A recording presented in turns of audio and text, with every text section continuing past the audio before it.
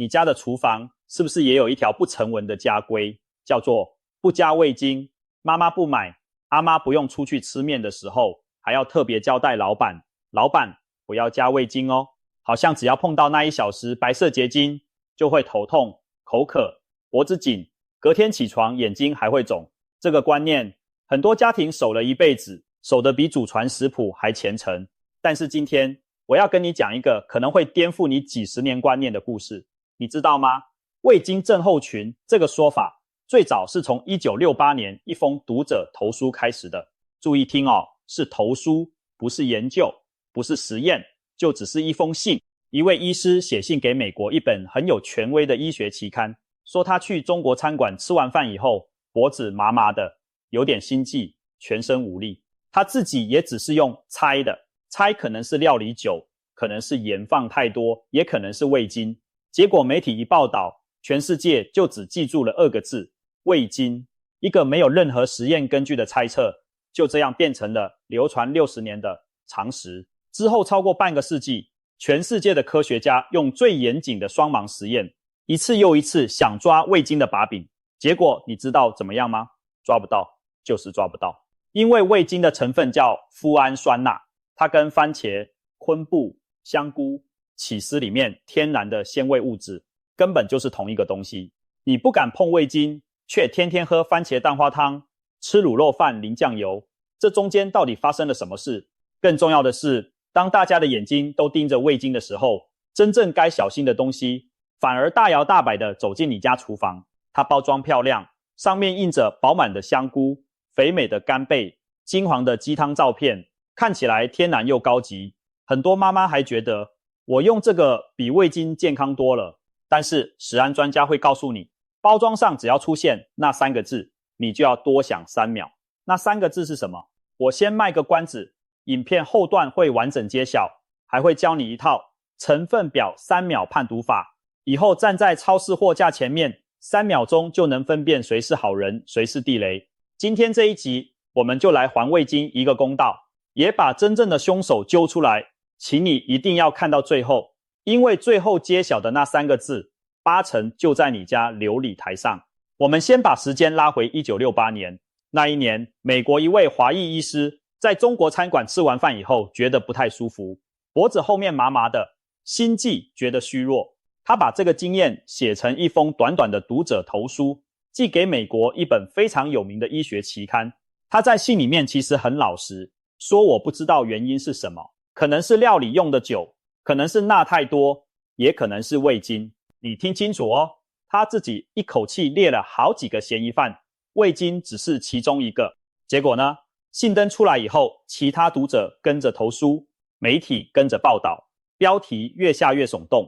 中國餐馆症候群這個名詞就這樣誕生了，還被收進了字典。從頭到尾，沒有人做過任何一個對照實驗，沒有人量過任何一個受害者的血液數值。一個餐桌上的猜測，就變成了全世界的飲食禁忌。後來甚至有人回頭去追查這封投書的來龍去脈，發現疑點重重。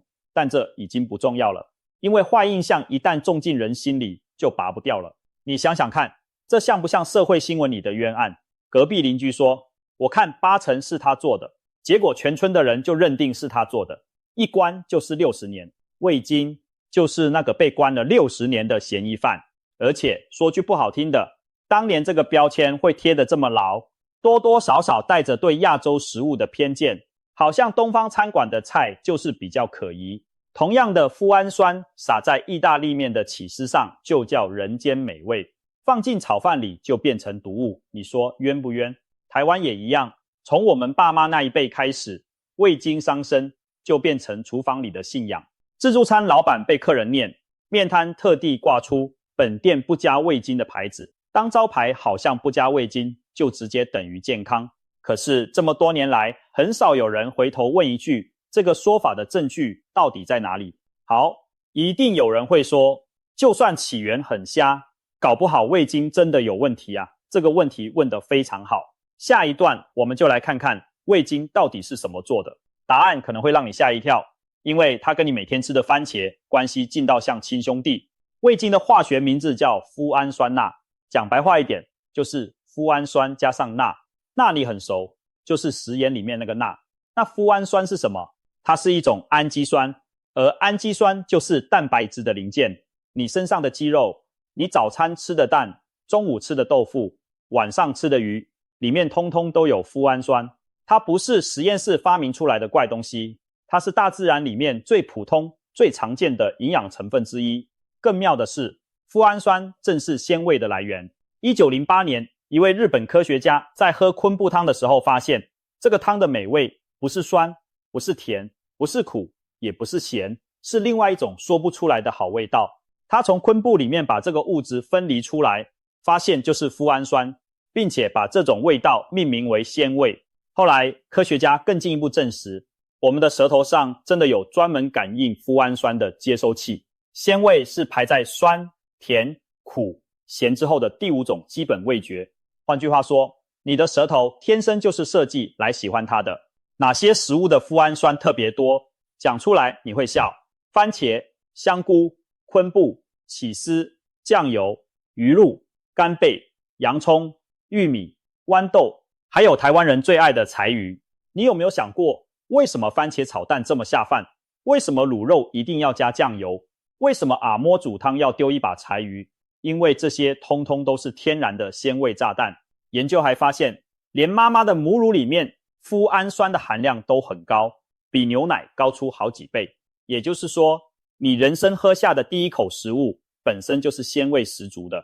重點來了，番茄裡的麩胺酸跟味精罐子裡的麩胺酸在化學上是同一個分子，你的身體根本分不出來這一口麩胺酸是從昆布湯來的，還是從味精來的。消化、吸收、代謝的路徑一模一樣。那味精是怎麼做出来的？現在的味精是用甘蔗、糖蜜或澱粉去發酵生產的，跟釀醬油、釀酒、做優酪乳是同一家族的發酵工藝，不是石油做的，也不是什麼化學合成的怪物，那些都是流傳幾十年的謠言。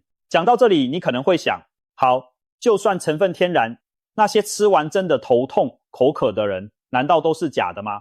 別急，科學家還真的把這些人請進實驗室了，結果非常精彩。過去這幾十年，世界各國的食安機構，包括美國的食品藥物管理局、歐盟的食品安全機構、世界衛生組織底下的食品添加物專家委員會，還有台灣的衛福部，通通把味精列為安全的食品添加物，在正常飲食的用量之下，不需要擔心。你想想，這些單位平常對食品添加物有多龜毛，連色素、防腐劑都盯得死死的。如果味精真的有問題，怎麼可能全世界一起放水？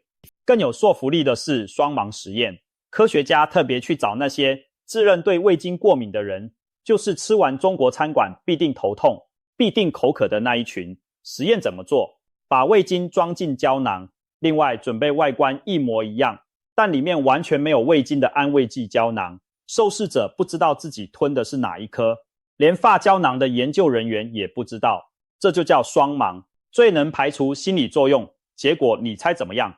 研究發現，吃到味精的人跟吃到安慰劑的人出現症狀的比例差不多。更絕的是，同一個人隔一段時間再測一次，上次說有症狀的，這次常常又沒症狀了。反覆測，換國家測，換劑量測，就是抓不到穩定的因果關係。那為什麼有些人吃完大餐真的會不舒服？醫界普遍認為，嫌疑犯其實一大堆，一頓合菜吃下來，湯又鹹，菜又油，白飯又添了好幾碗，整體的鈉直接爆表，再配幾杯啤酒，吃到10分飽，飯後又吹冷氣，頭痛、口渴、脹氣，每一個環節都可能是原因。另外，還有一個很有趣的心理現象，叫反安慰劑效應，意思是你越相信某個東西會讓你不舒服，吃了以後就真的越容易不舒服。這不是裝出來的，感覺是真實的，但源頭在大腦，不在味精。當然，我要公平地補一句，這個世界上什麼東西都有人敏感，確實有極少數人空腹一口氣吃下大量味精，可能會覺得不舒服，就像有人喝咖啡會心悸，有人吃蝦會過敏一樣。如果你自己試過很多次，真的每次吃都有反應，那就避開它，這是個人選擇，完全沒有問題。但是把味精講成全民毒藥，說它傷腦、致癌、掉頭髮，這些通通沒有科學根據。講一個真實感很強的例子給你聽。一位68歲的陳大哥，退休老師，血壓偏高，20年不碰味精，家裡煮菜全靠一罐雞粉和一罐香菇風味的調味粉。他覺得這樣天然、健康，沒味精。有一次做完健康檢查，醫師問他：“你平常鹽是不是吃很重？”他還很得意地回答：“我們家從來不加味精呢，吃得很清淡。”結果營養師把他家那2罐調味粉的成分表拿出來一看，笑笑地跟他說：“陳大哥，你不但天天在吃味精，而且還加倍奉還。因為那2罐的成分表上排在第1位的是食鹽，第2位就是麩胺酸鈉，後面還跟着一長串的糖、香料、核苷酸。”陳大哥當場愣在枕間，他躲了味精20年，結果味精一直住在他家流理台上，還帶了一大票鈉一起搬進來。陳大哥的故事就是今天最關鍵的轉折點。真正的問題從來不是味精本身，而是這些打着天然旗號，實際上又鹹又複雜的複方調味料。好，鋪陳了這麼久，那3個字現在正式揭曉。你走到超市的調味料區，把那些罐子一個一個拿起來看，包裝上印着飽滿的香菇、肥美的干貝、濃郁的雞湯，然後名字的最後常常掛着3個字：風味粉。香菇風味粉、柴魚風味粉、雞汁風味粉、干貝風味粉，就是這3個字：風味粉。為什麼要特別小心風味這2個字加一個粉？因為在食品的世界裡，風味的意思常常是我模仿它的味道，但我不必真的放很多它。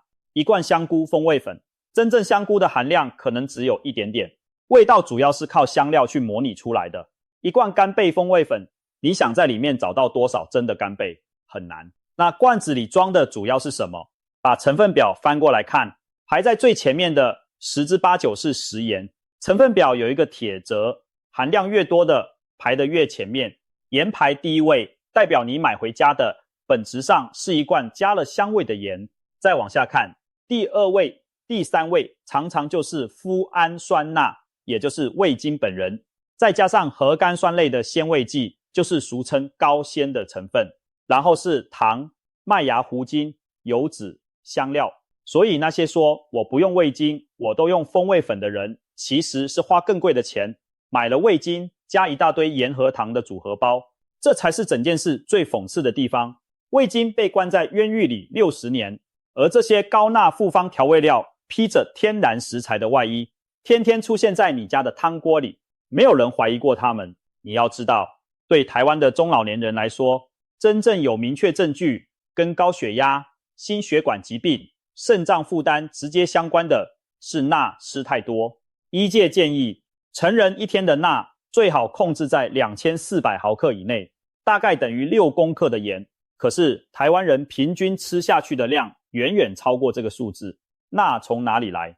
不是只有你手上那匙鹽，更多是藏在調味粉、湯塊、醬料、醃製品、加工食品裡面，一時一時不知不覺累積起來的。吃完重口味的一餐，頭痛、口渴，隔天血壓飆，你以為是味精症候群，其實很多時候就是單純的鈉超標症候群。兇手一直都在，只是大家抓錯人。那味精、雞粉、風味粉到底差在哪裡？我們直接把3罐放在桌上，比給你看。第1罐純味精，成分表打開，通常只有一項麩胺酸鈉，就這樣乾乾淨淨。而且很多人不知道，味精裡面的鈉含量大約只有食鹽的1/3。同樣1小時，味精帶進來的鈉比鹽少得多。它的工作很單純，就是提供鮮味，沒有偷渡其他東西。第2罐雞粉或雞湯塊，成分表打開，第1位常常是食鹽，接着是麩胺酸鈉、糖、核苷酸、油脂、雞肉粉或雞肉抽出物、香料。注意哦，真正的雞往往排在隊伍的中後段。你以為買的是雞的精華，其實主體是鹽跟味精，雞只是來客串的。1小時雞粉下去，鹹味、鹹味、甜味一次到位，方便是方便，但鈉也一次到位，含量常常是同一匙味精的好幾倍。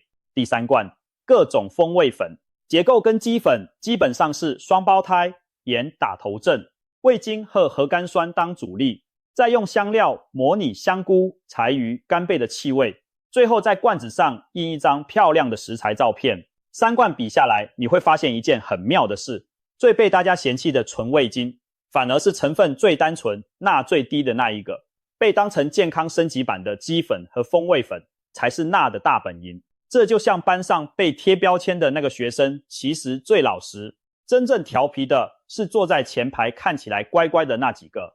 這裡還要提醒一個很多人中招的行銷話術，叫無添加味精。很多產品大大的印着無味精3個字，然後用酵母抽出物來取代。酵母抽出物是什麼？它主要的鮮味來源還是麩胺酸，跟味精根本是親兄弟，本質上就是換個名字繼續上班，這沒有安全問題，但你多花的錢買到的常常只是一種安心的感覺。而且標榜無味精完全不代表低鈉，鹽照樣穩穩排在第一位。看標籤永遠比看廣告詞可靠。再給你聽一個廚房裡的真實場景，一位65歲的林阿姨，高血壓吃藥好幾年，控制得普普通通。她很自豪，家裡絕對不放味精，可是打開她的櫥櫃，雞粉、煎魚風味粉、香菇風味粉，整整齊齊排了3罐，煮湯放一匙，炒菜放一匙，燙青菜也要撒一點。營養師幫她粗略一算，光是這些調味粉，一天就幫他多扛了將近一半的鈉配額。後來他做了一個改變，把3罐請出廚房，改成小半匙的鹽，加1小撮味精提鮮，再丟昆布、香菇、洋蔥下去熬湯底。2-3個月後回診，血壓明顯變漂亮。他自己最意外的是，菜完全沒有變難吃，湯反而更甘甜。你看懂了嗎？他不是戒掉鮮味，他是戒掉了多餘的鈉。林阿姨的做法正好帶出下一個重點，味精真正聰明的用法，用得對，它不但不是敵人，還是減鹽路上的神隊友。原理很簡單，我們吃東西覺得夠味，靠的是鹹味加鮮味的合作。如果只靠鹽，你要放很多才過癮，但如果有鮮味幫忙撐場，鹹味的需求就會自動下降。研究發現，在料理裡用少量味精取代一部分的鹽，整體的鈉攝取大約可以少掉2-3成，而且吃的人幾乎感覺不出來味道變淡。前面說過，味精本身的鈉只有鹽的1/3左右，所以用1小撮味精換掉一部分鹽，是穩賺不賠的交易。對需要控制血壓的人來說，這一招特別實用。實際怎麼操作？給你幾個廚房小訣竅。第一，量真的只要一點點，煮一鍋4人份的湯，小指甲那麼一搓就很有感。味精不是放越多越鮮，放過頭反而死鹹帶怪味。第二，起鍋前再加，鮮味保留得最完整。第三，跟天然鮮味食材疊加使用，先用番茄、香菇、洋蔥、昆布、柴魚熬出底味，最後用1小撮味精把整體味道拉起來，你的鹽罐就可以少開好幾次。第四，家裡有高血壓，需要顧腎臟的長輩，與其糾結那1小撮味精，不如先把雞粉、風味粉、湯塊請出廚房，那才是鈉的主力部隊。你去菜市場繞一圈，其實到處都是天然的鮮味補給站。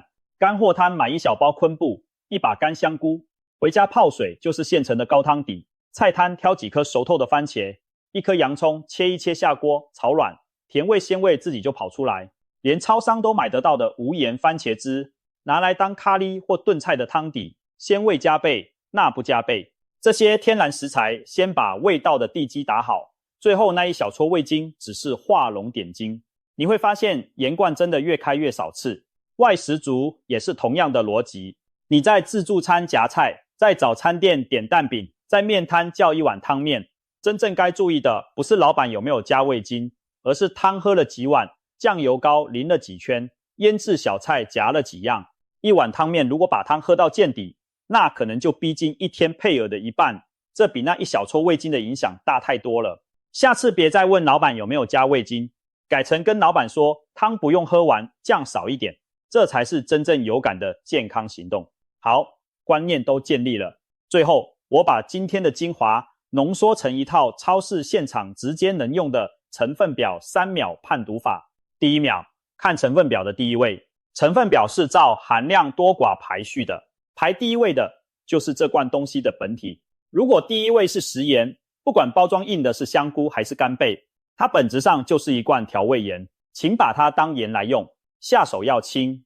第二秒，看鈉含量，營養標示上找到鈉那一行，看每一份或每100公克有幾毫克，數字越大，你越要客氣。家裡有血壓問題的，這一行比正面的廣告詞重要100倍，順便把基準記在心裡。一天的鈉目標是2400毫克以內。第三秒，看名字有沒有那3個字，風味粉或者風味2個字，加上任何後綴，風味調味料、風味湯塊，通通算。看到它，不是叫你絕對不能買，而是提醒你，這是複方產品，裡面9%有鹽、有味精、有香料，千萬別被正面的食材照片牽着走，翻到背面看清楚，再決定要不要放進購物籃。反過來說，如果一罐東西的成分表短短的，每一項你都看得懂，像純味精就只有麩胺酸那一項，昆布粉就只有昆布，那它反而是誠實的產品。送你一句口訣，成分越短越老實，照片越美越要翻背面。該怕的從來不是鮮味，是躲在鮮味後面的鈉。講到這裡，順便回答幾個觀眾最常私訊我的問題。第一個問題，味精加熱會不會變質，甚至致癌？這是流傳很久的說法，說味精高溫會變成有害物質。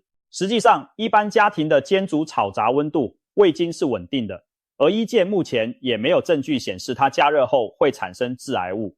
你真正該擔心的高溫問題是油煙含燒焦的食物，不是那一小撮味精。第二個問題，小孩含孕婦可以吃嗎？在正常的調味用量下，各國食安機構都認為沒有問題。別忘了前面說過，母乳本身就含有豐富的麩胺酸，寶寶從出生就在接觸這個成分了。第三個問題，痛風的人可以吃味精嗎？痛風真正要防的是普林高的食物，像內臟、濃肉湯，味精本身不是普林，這一點可以放心。但那種熬很久的大骨濃湯配一堆調味粉，就真的要節制。第四個問題，那雞粉湯塊是不是完全不能用？也不是這麼絕對。重點是你要知道它的本質接近鹽，用了它，鹽就要跟着減量，甚至不加，兩邊都放好放滿，那就直接翻倍。第五個問題，腎臟不好的人怎麼辦？腎臟病友的鈉、鉀、磷都要精算調味的原則，請直接跟你的醫師和營養師討論，不要自己亂調整，這個沒有商量的空間。最後，幫你把今天帶得走的3個重點打包好。第一，味精是被冤枉60年的嫌疑犯，起點只是1968年一封沒有實驗根據的投訴，它的麩胺酸跟番茄、昆布裡的是同一個東西，各國食安機構都認證正常使用是安全的。第二，真正該防的是高鈉複方調味料，看到風味粉這3個字，記得翻背面看成分表，鹽排第一位的就要當鹽來用。第三，想減鹽，可以用一小撮味精搭配天然鮮味食材，換掉2-3成的鹽，對血壓反而更友善。現在換你了，打開你家的櫥櫃數一數，雞粉、湯塊、風味粉加起來總共有幾罐？我真的很想知道。